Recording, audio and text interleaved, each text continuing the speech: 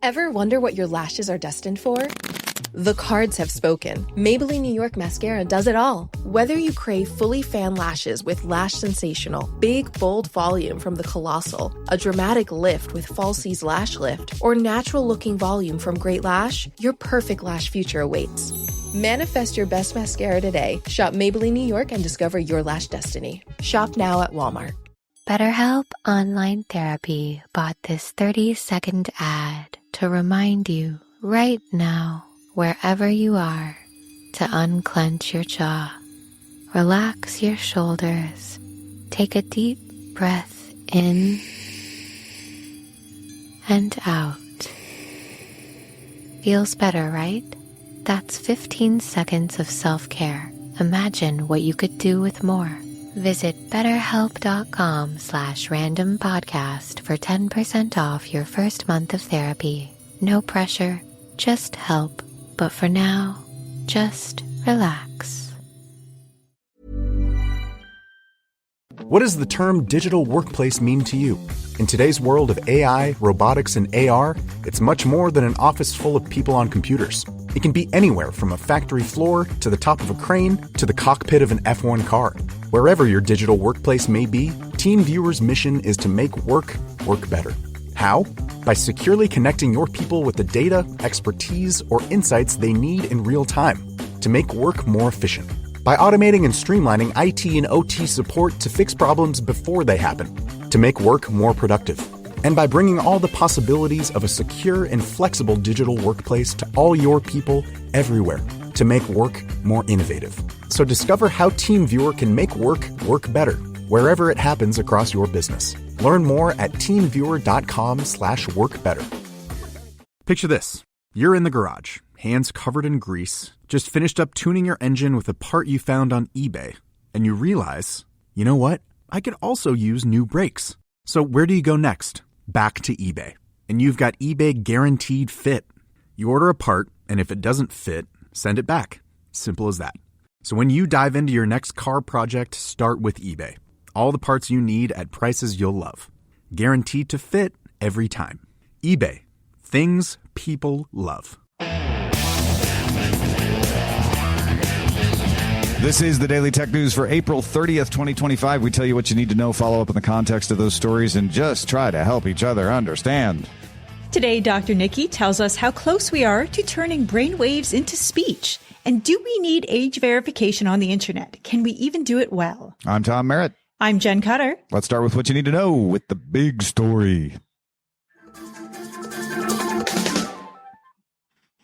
Verifying a user's age is heating up as a battleground. More organizations and countries have decided we need to protect the children from all kinds of things. Up until now, most of the attention has been on laws to age-gate porn sites, but there's also social media and dating sites and all kinds of other things that people say, you know what, we need to make sure you're whatever age before you get to use it. In fact, there's U.S. legislation being considered to require age verification more broadly, and that's gaining support. So, Meta, Spotify, and Match, the dating service, have launched the Coalition for a Competitive Mobile Experience, a lobbying effort specifically meant to convince the U.S. government that operating system platforms, app store operators, should verify age at the app store level. In fact, the state of Utah already enacted a law in March that requires app stores to verify user age or parental consent in order for kids to use certain apps. A federal law is being drawn up along the same lines. At the same time, Ars Technica's Ashley Bélanger has an extensive write-up on the debate over age verification tools. Bélanger notes that the last month, a study was found that in areas of the U.S. with age verification for adult sites, 48% of users switched to searching for non-compliant sites, and 34% switched to searching for VPNs to get around the restrictions. Bélanger also wrote an extensive history of age verification and how users have gotten around it. The U.S. Supreme Court will rule this summer on the constitutionality of age verification rules in Texas. Yeah, so there's lots of attempts about this. We talked previously about Discord trying out face scans in Australia and the UK. Meta and Google are both testing algorithmic approaches to try to identify patterns that indicate you might be a certain age or not. They're pretty good at telling adult from child. They're not so great at telling like a 17-year-old from an 18-year-old. But Jen, the Ars Technica article was really good at pointing out that every time there is an age verification scheme, people, especially really smart teens, figure out how to get around it. Whether there used to be one where you used your credit card to verify age. There's a lot of good info on that in the Ars Technica article, and kids would just borrow their credit card or borrow without permission their parents' credit card to get around it. Even these algorithmic things, you know, they're not perfectly accurate, and there's probably ways kids can figure out how to get around those too. It is tricky. In my own friends' Discord, we were really happy when the tests were not in Canada, because we had decided like, all right, well, when that hits us, we're going back to IRC because we're not dealing with this. And then in gaming, for my friends with kids who are old enough, what was it? Counter-Strike had it where like you had to have a cell phone number or a credit card number. And, you know, a lot of these 18, 19-year-olds don't necessarily have that these days, because some of them just actually choose to be offline, and I respect it. So, their dad had to go figure out like, okay, how am I going to get all these numbers? How am I going to use the same credit card for multiple accounts without doing it as a family account, which then locks out the other people? There's a lot of hiccups, and I am the person who, when I was in my early 20s, did not look like I was in my early 20s. Mm-hmm. Thankfully, it was nice, but it was also really frustrating when I was, say, going to the LCBO or other places. And they're like, oh, is your ID real? It's Canadian. And I'm like, yeah, well, you know, Canadian ID is real. Yeah, those are real. And yes, I am of age to buy this beer. Thank you very much. It's like, I can rent a car. Gosh darn it. Well, and that shows one of the difficulties on the internet too. Like, it's hard enough to tell how old someone is by looking, as you just illustrated.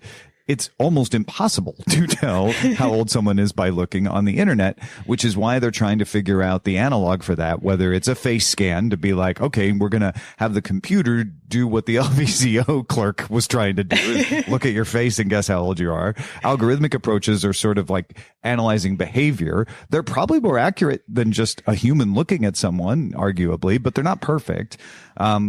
I'm not trying to argue that there shouldn't be age verification, that there isn't a reason, but I feel like we're investing a lot of effort in the no one's responsible end when we need to also invest in the how do we get parents and kids to have enough education to understand what is working and what is not, and how to sort of prevent the kids from going to those places in the first place. And I know the objection is like, well, kids are going to do it anyway, but a lot of that will work for a lot of kids to educate them like, hey, beware of this stuff. And then you deal with the age verification algorithms and all the privacy implications those have, and try to figure out that end of it as well. And I'm not trying to pretend I have the solution to that end either.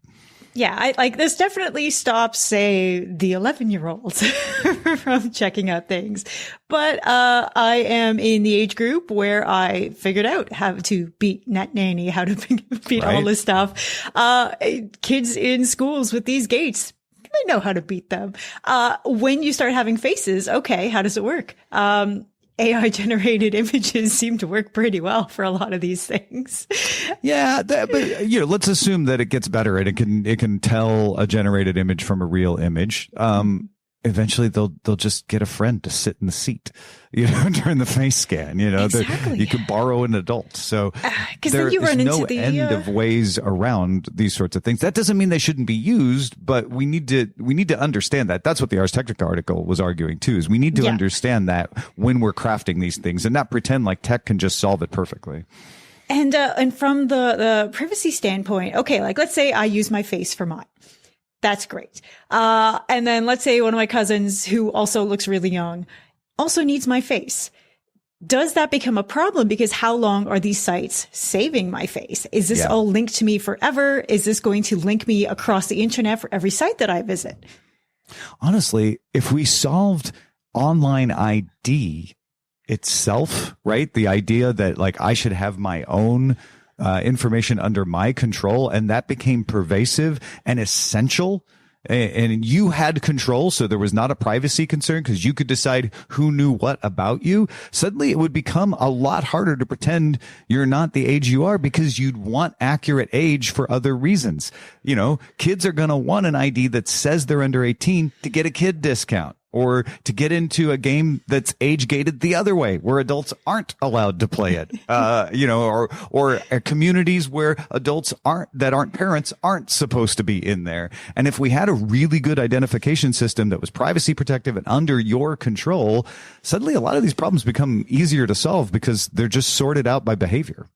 Yeah, well, there was a lot of games that I could not play as a teenager, like South Korean RPGs, because you needed a specific country ID to even sign up. So I'm thinking like, okay, like what if we do this by country? Because I would legitimately feel a little better if I knew that my data was being kept local. Yeah. Ish. And you don't even need to keep the data to determine an age. You can just say, keep the yes or no, they passed the test. You don't have to keep the facial scans. But if all our identification is under our control, then again, it's a whole better situation for a lot of reasons, not just this one.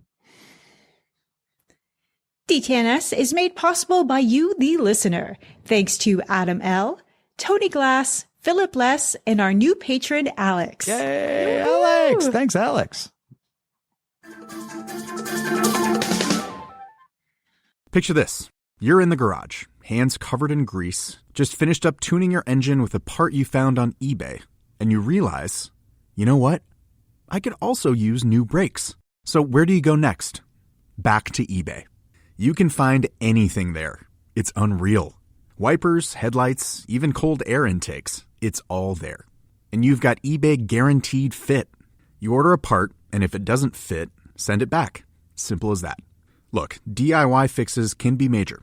Doesn't matter if it's just maintenance or a major mod. You got it, especially when things are guaranteed to fit.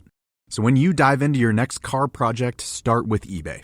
All the parts you need at prices you'll love. Guaranteed to fit every time. eBay. Things people love. Work management platforms. Ugh, endless onboarding, IT bottlenecks, admin requests. But what if things were different? We found love in an open space. Monday.com is different. No lengthy onboarding. Beautiful reports in minutes. Custom workflows you can build on your own. Easy to use prompt-free AI. Huh. Turns out you can love a work management platform. Monday.com, the first work platform you'll love to use. BetterHelp Online Therapy bought this 30-second ad to remind you right now, wherever you are, to unclench your jaw. Relax your shoulders. Take a deep breath in and out. Feels better, right? That's 15 seconds of self-care. Imagine what you could do with more. Visit BetterHelp.com/randompodcast for 10% off your first month of therapy. No pressure, just help. But for now, just relax. Ever wonder what your lashes are destined for?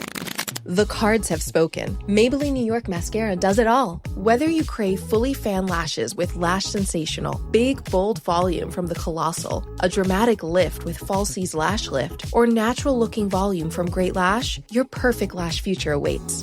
Manifest your best mascara today. Shop Maybelline New York and discover your lash destiny. Shop now at Walmart.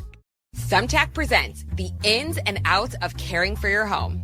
Out. Uncertainty. Self-doubt. Stressing about not knowing where to start. In. Plans and guides that make it easy to get home projects done. Out.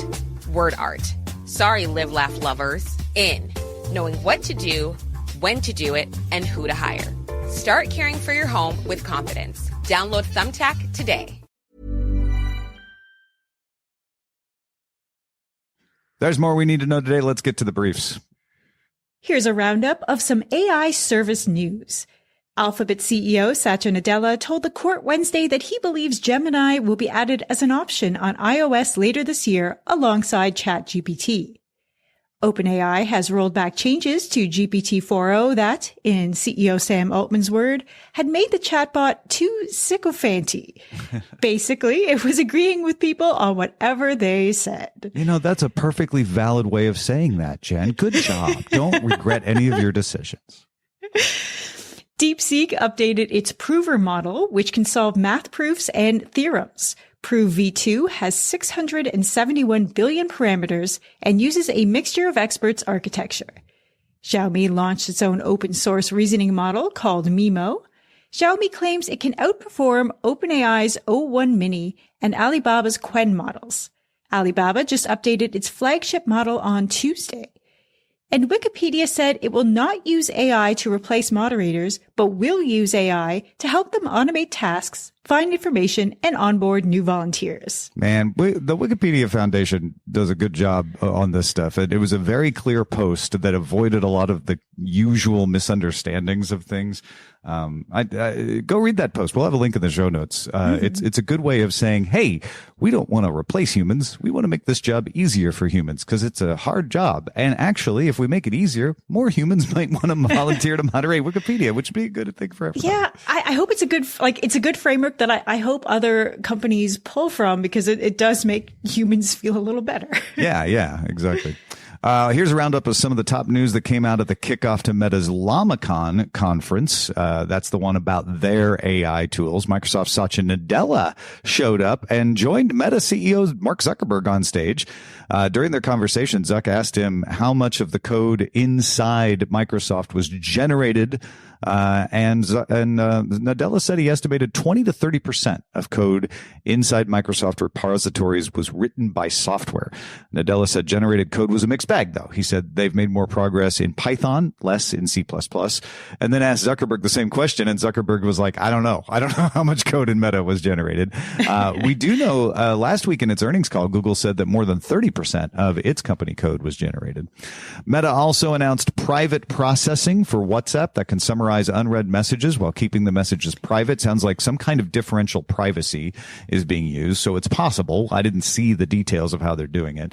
Meta will let independent security researchers audit this program and will offer bug bounties as well, so that's really good news. No word on when it would actually launch, though. And finally, Meta also changed the privacy policy on its Ray-Ban Meta smart glasses. Meta AI with camera will now always analyze what your camera can see unless you turn off the virtual assistant altogether.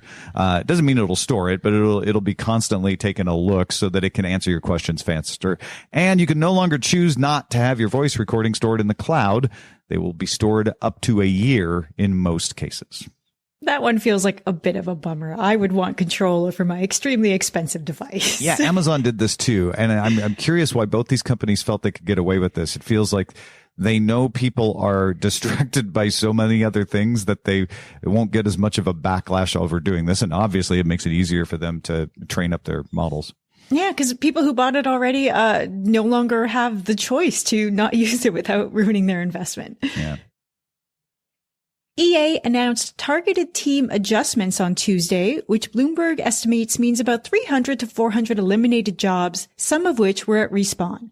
It also reportedly canceled an unannounced Titanfall game codenamed R7. EA's Respawn only said it canceled 2 early-stage incubation projects. Respawn says it will focus on Apex Legends and Star Wars Jedi franchises. AppFigures estimates that the Android app marketplace now hosts 1.8 million apps worldwide. That's down from 3.4 million at the start of 2024, a 47% drop. If you're thinking like, well, maybe people just don't make as much apps anymore. During the same period, Apple's App Store went from 1.6 million to 1.64 million. So it's not a general decline in apps. It appears to be related to Google raising the minimum quality requirements for apps, which they did in July. They used to just say the app has to run basically without crashing. The new rules banned apps with limited functionality and content. So if somebody just uploaded a PDF as an app, which has actually happened, that will no longer be allowed in the App Store. Google also says it has improved its threat detection. That has helped cut down on apps. And this February, the EU began requiring names and addresses in app listings. So that might have had an effect as well because people didn't want to have to tell you who they were. AppFigures does note that new releases on the App Store are up 7.1% as of April. I do like how app stores are getting a little more involved, and also before the governments necessarily make them get involved. Like Nintendo had to clean up their store after it was revealed just how much AI slop was on there. And, like a lot of, it was a big problem with Android apps where people were, domain jacking and directing people to malicious apps. Yeah. So the more cleanup there, the better. Yeah. And especially because it's going to make their search work better if you don't have to wade through a bunch of PDFs that are masquerading as apps, right? It's just better for everybody. Nintendo updated its Switch software in preparation for the Switch 2 coming June 5th. Existing Switch owners can take advantage of some features right away, like the virtual game cards function that lets you lend digital games to anyone else on the same Nintendo family account that can connect to your Switch locally. GameShare lets others play a multiplayer game you own over local wireless. And you can now use the system transfer to Nintendo Switch 2 to get your data already in the cloud to download to the new Switch when and if you get it. Now, uploading your data resets your Switch to factory settings, so please do not do this until you are ready. Yeah. I think you can restore it too, but, kind of a pain. So wait until you're done with the Switch before you do that. But the virtual game cards function is really cool. It replicates sharing a game because you have to be in the same room with somebody the way you would if you handed them a game card. But the 3DS used to do this too. Like, hey, do you all want to play this multiplayer game? Just definitely be very close in the same room. Here's an example of why you need to keep your devices updated and patched. Researchers at Oligo Securities found 23 vulnerabilities in Apple's AirPlay protocol and AirPlay SDK. They reported the vulnerabilities to Apple, so this is a good news story. I always try to emphasize when somebody finds 23 vulnerabilities, it's tempting to be like, oh no. It's like, yeah, there's always vulnerabilities. The question is, did you find them? Good news. They found them. They reported them to Apple. Apple patched them on March 31st. The vulnerabilities can be exploited by attackers if they are on the same network as you.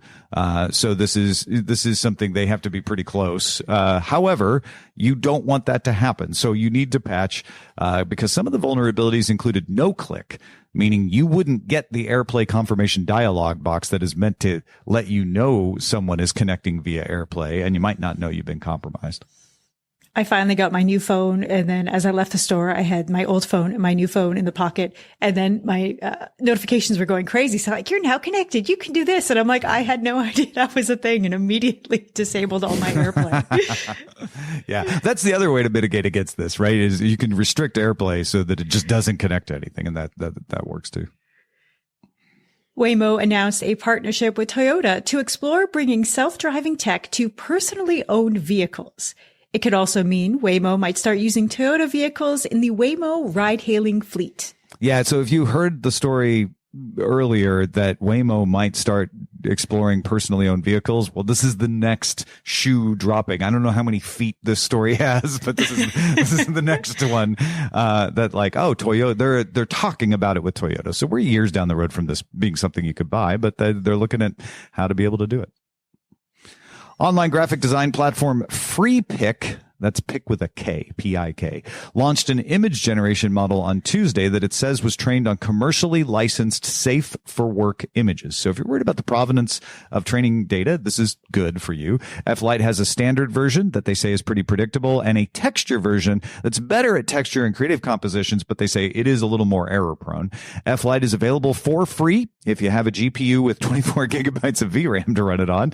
You can run it yourself. It's available under a Creative ML Open Rail M license. You can read that on their GitHub. FreePic joins Adobe, Bria, Getty Images, Moon Valley, Shutterstock, and a few others in offering image generation based on licensed data. So this is becoming more common. Finally, in news related to how much tech you'll see on shelves in the U.S., the executive director of the Port of Los Angeles says the port expects imports to drop next week to 2/3 of its normal level at this time of year. He expects retailers now have about 5 to 7 weeks of inventory left before you see your choices reduced on shelves. Yeah, this isn't exactly a tech story, but we included it because I think a lot of people have been saying like, oh, I better hurry. And for a long time, I've been saying, well, we don't know what's going to happen and when it'll have an effect. And this is the first person in a position to know, because it's the person that runs one of the major ports in North America, saying like, all right, you've probably got, if something doesn't change in the next 5 to 7 weeks, you'll probably start seeing effects on availability at that time. Now, this is for all goods, so it may affect tech differently because there are more exemptions for certain kinds of tech like smartphones and stuff like that. But, cables and accessories and things like that, you might see things change. And it might even spill over to Canada, Jen, because even though you can do imports, a lot of stuff comes through the port of Los Angeles. So there might be some halo effects to Canada and Mexico as well.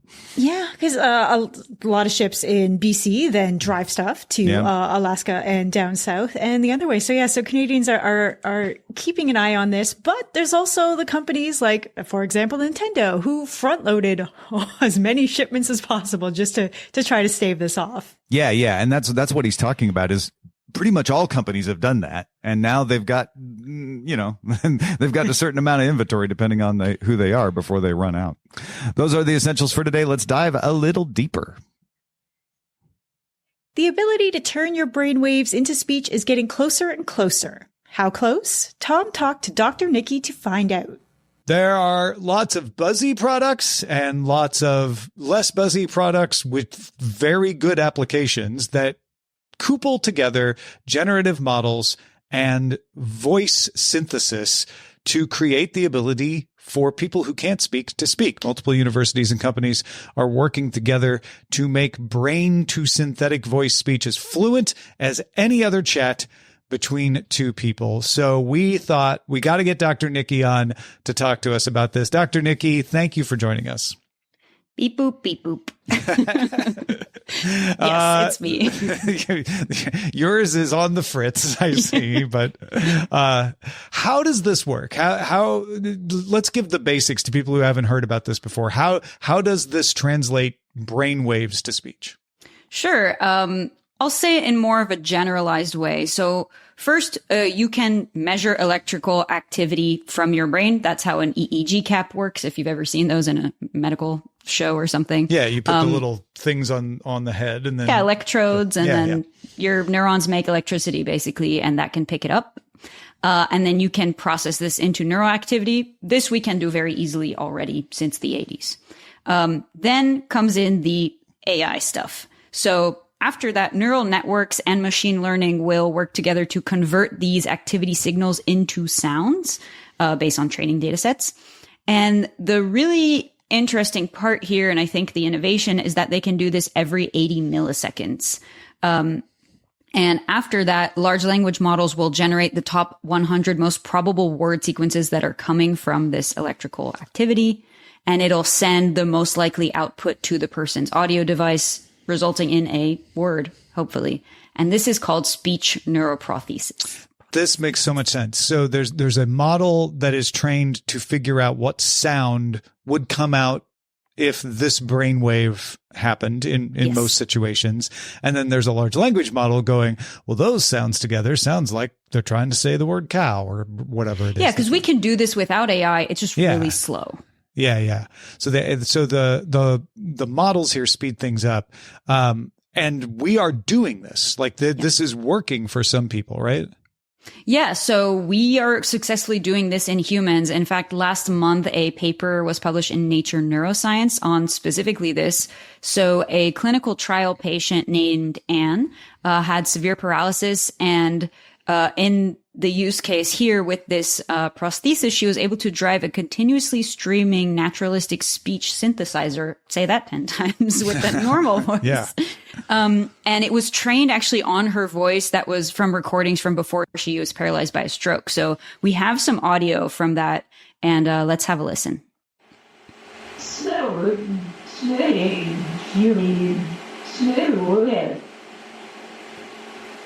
Okay, so that's a little more halting than I would have thought, Yeah. but you can understand it.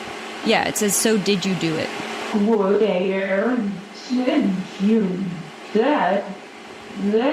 Where did you get this? Okay, so it's clearly not being faked, and I feel like there's another step that could be done to like clean it up even more, but that's impressive. Yeah, and the researchers who did this work said that we're, instead of being decades away of cleaning that up, we're maybe a few years away, which is really promising. And like we mentioned, one of the biggest problems with the current neuroprothesis, even before this one, is latency. If you've ever heard audio from Stephen Hawking, you're familiar with this. But with this new method, Anne and this patient did not need to wait to finish her sentence to start a new one. She can have kind of slower, but still conversations, which was really not an option before. And it reduced the lag between her brain signals and the audio output from 8 seconds down to 1. So it's a pretty big improvement.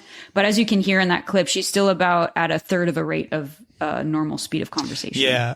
And the first thing that occurred to me when I looked at it was like, well, you could just take the text of what she said and run it through any text to speech and make it sound better. But that's going to introduce lag, right? And you have to wait for the sentence to finish to make sure that it's... And in this case, the text was visible in this video because that was like showing her what to say.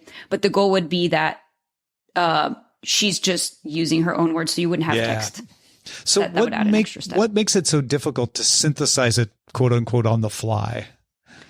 Yeah. So one of the major obstacles right now in the development of brain to voice technology is the amount of time that it actually takes participants to learn how to use the system.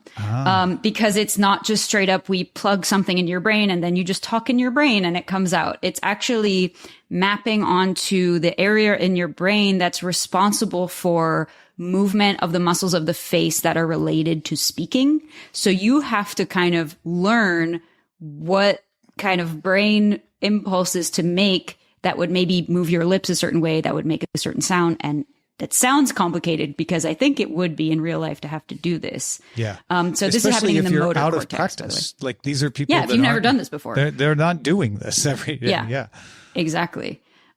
Potentially you could generate speech by going into other brain areas. We know that there's other areas in the brain that are responsible for different things related to speech, not just the motor properties, but it's complicated, but lots of other things that are related to speech. But some scientists note that this might lead to you saying your inner thoughts out loud, which I thought was that's what insane. Everybody's worried about with this kind of thing. So yeah, you want to be careful. Like that would be an advance to be able to read your inner thoughts out loud, but that would bring up a whole other... That's some evil villain stuff there. The whole other list of ethical questions once you start doing that. Exactly.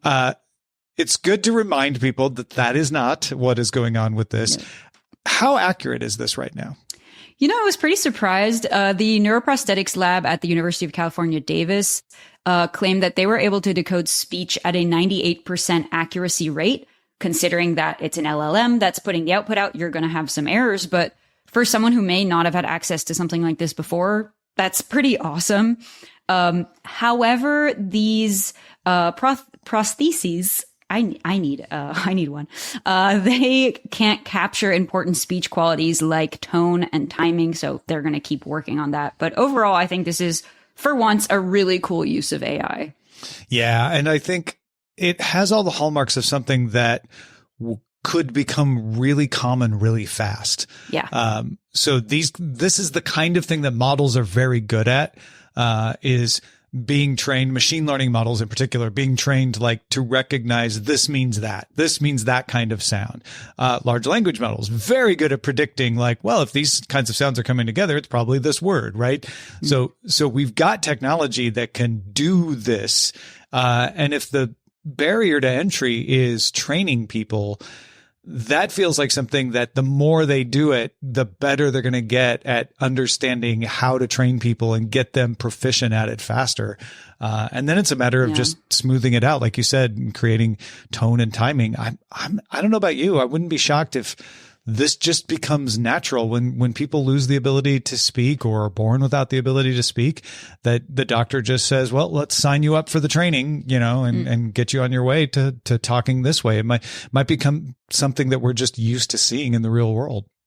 We should put this in our next predictions episode for 2026. But I think this is one of those things that is like such a perfect use case for AI, and it's for good. And it even if it works 40% of the time, that's still better than not being able to speak at all, if that's what you're going for. Maybe some people don't want to use it, but if you do want to be able to speak and you're able to speak at a 1/3 of the speed, that's a huge improvement on 0. So maybe, I'm sure there's ways that this can go wrong, but it almost feels like you can only win with this kind of technology, and the rate at which these kind of things progress with how fast models are able to learn looks like it's only looking up from here. So good news. Yes, good news Yay. again. Dr. Niki, thank you so much for bringing it to us and helping us understand it. If folks want to follow what you do, where should they go?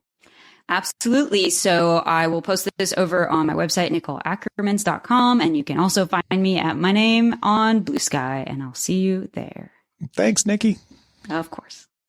We listen to our supporters because, we make the show for you. I mean, we love doing it, but if you weren't listening, it really might not get done. So if you have a few minutes, please fill out our annual DTNS survey.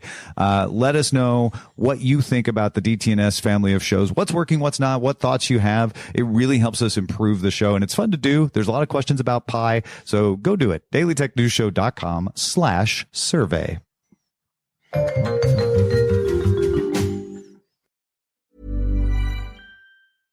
BetterHelp Online Therapy bought this 30-second ad to remind you right now, wherever you are, to unclench your jaw, relax your shoulders, take a deep breath in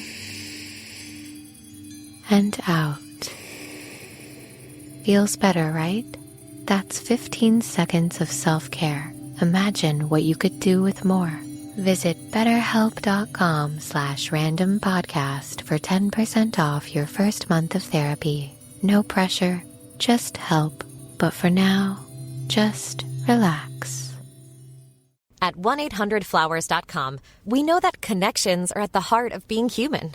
Whether celebrating life's joys or comforting during tough times, 1-800-Flowers helps you express what words can't. For nearly 50 years, millions have trusted 1-800-Flowers to deliver thoughtful gifts that help create lasting bonds. Because it's more than just a gift. It's your way of showing you care. Visit 1-800-Flowers.com/ACAST and connect today. That's 1-800-Flowers.com/ACAST.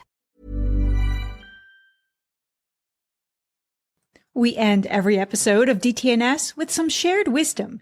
Today, David is helping us understand. Yeah, so in the episode yesterday, we chatted with Bodhi about some coming EVs, and David said, I always enjoy listening to him when he's on the show. I especially enjoyed this conversation because one of the cars he talked about was the MG4, and I just bought one. I think maybe he was confusing the MG5S, which is an SUV, with the hatchback, which is the SE, but other than that, he was spot on.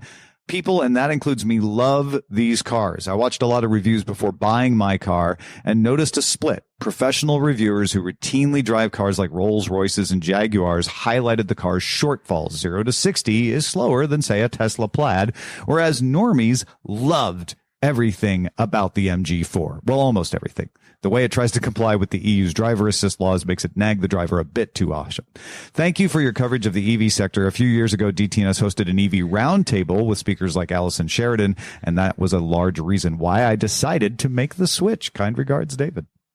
Very nice. Yeah, no, I love hearing from people who actually have and actually use this tech on a daily basis, because it's a huge investment. So you know they're getting good information when they feel confident to drop that kind of investment. Yeah, and trust me, if someone doesn't like their car, I have found they're generally tell you about it. So it's good to hear that David likes the MG4.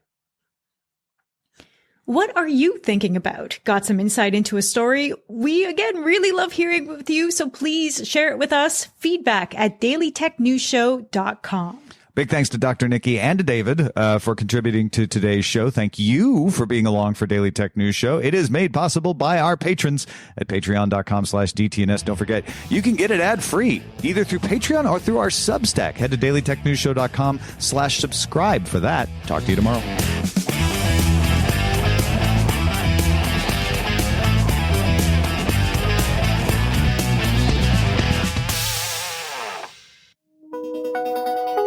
The DTNS family of podcasts, helping each other understand. Diamond Club hopes you have enjoyed this program.